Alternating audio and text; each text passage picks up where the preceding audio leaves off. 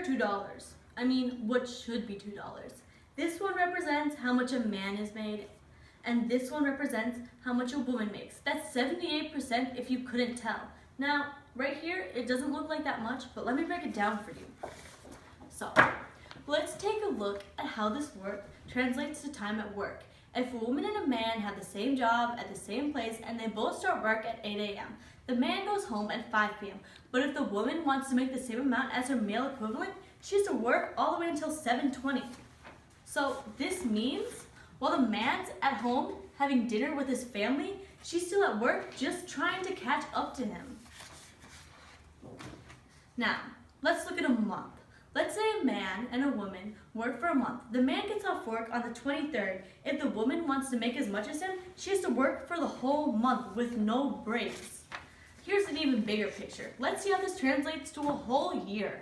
The man only has to work until October 12th. The woman has to work the whole year.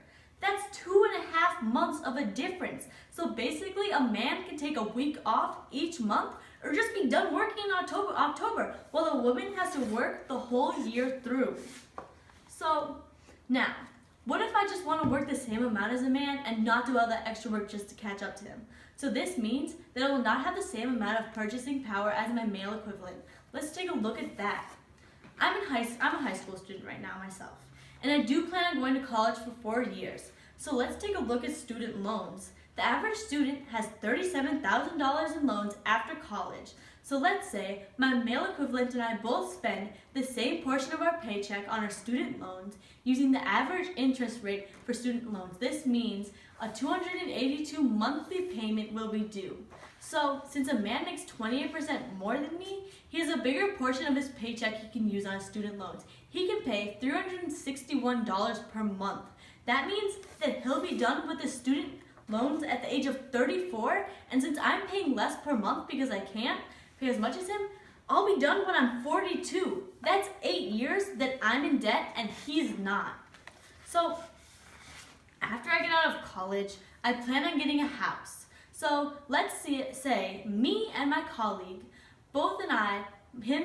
we both save 10% of our paycheck each month so that we can get a house. So the average house costs $240. So when he can afford that house, $240,000 I meant. So when he can afford that house, I can only afford one that's $187,000. So he can get that one and I can get this one. Which one looks better to you? I definitely pick that one. So this doesn't only affect the quality of the house, but the choices you have and the choices of neighborhoods. As you see, the male has way more choices and options than I do.